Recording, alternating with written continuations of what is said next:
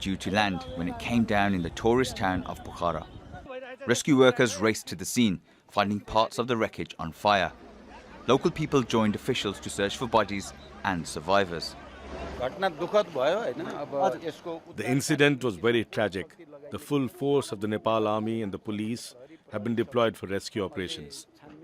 The Yeti Airlines flight from Kathmandu was full of passengers. 15 of them were foreign nationals. Footage posted on social media shows the flight's final moments. The twin Pro ATR appears to make a sharp turn before coming down. Bystanders captured footage of flames rising from the wreckage. The Yeti Airlines aircraft was reportedly 15 years old and equipped with an old transponder with unreliable data.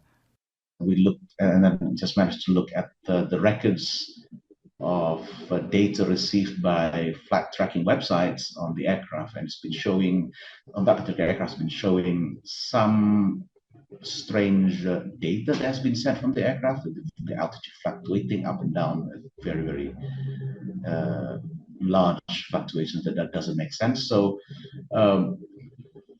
again, this is very early days.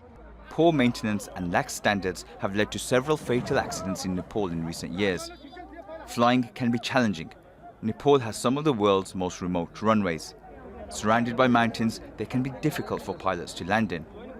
This is the worst plane crash since 2018, when 51 people were killed when a flight from Bangladesh crashed on landing in Kathmandu.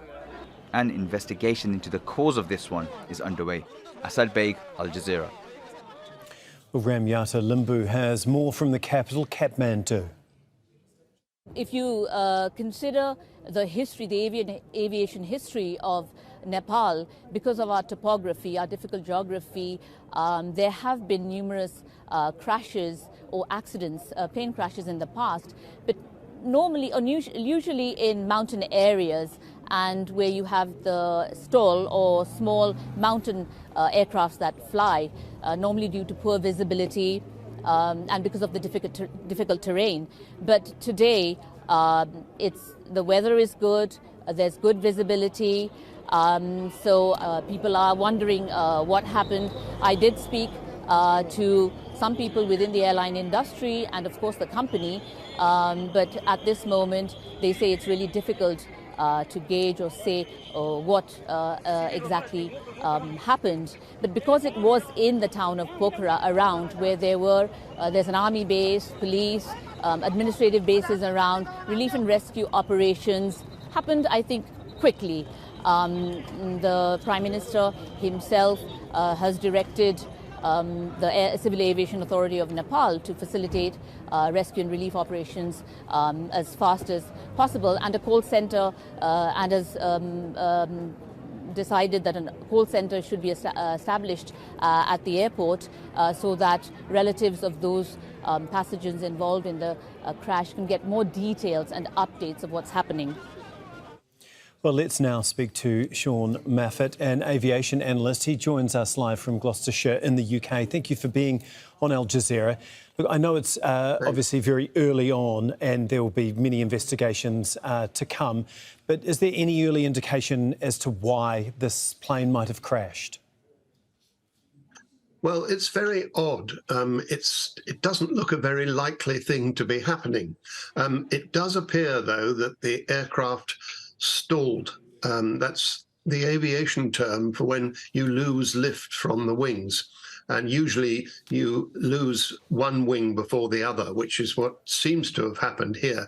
The aircraft was pointing upwards, and then one wing, the left wing, drops, and it then spirals into the ground, which suggests that the left wing had indeed stalled. That's to say, the aviation term for running out of lift when it's not got enough airflow over the wing surface. So can you just explain what could potentially cause a stall? Well, no, I can't. I mean, I could explain in general, but I certainly couldn't explain why that happened here.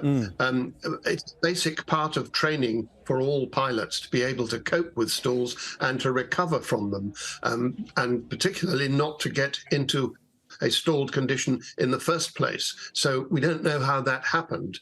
And by the time they were trying to recover, it was already too late. Right. Well, what do you know about Yeti Airlines? What sort of safety record does it have? Well, as an individual airline, not too bad. They actually recently only had 5 aircraft. Now they've only got 4. So they're not a very big airline. But in general terms, Nepali airlines are not thought of globally as being particularly safe. In fact, no airline from Nepal is allowed to fly into the European Union because of their safety record. Right. Well, how safe is this particular aircraft, the ATR 72, and how popular is it around the world? Well, they first flew in 1988, built in France. ATR stands for Avion de Transport Régional, and the 72 in the title, ATR 72, reflects the number of passengers that it can carry. It actually had 68 on this occasion, plus 4 crew. And it's a popular aeroplane. There are 1,000 of them flying around the world.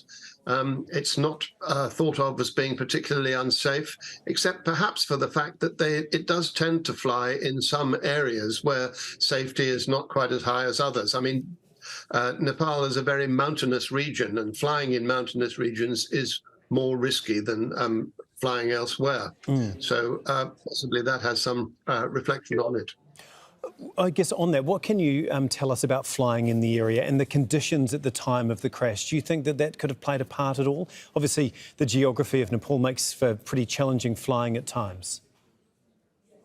Indeed, although the weather looked to be quite good at the time, I think it might be relevant that this is a brand new airport. As I think you said, it only opened 2 weeks before. On the 1st of January.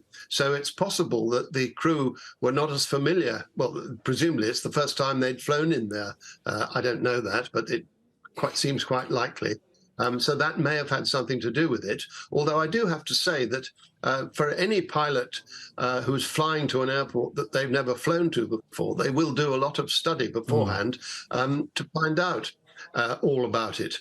There is one thing at the moment. There are unconfirmed reports that they were trying to land on the opposite direction to what they'd been cleared to do. Now, this is entirely unconfirmed reports. This is from Twitter in the local area. OK, no doubt we will clarify those in the days and weeks ahead. Thank you so much. That is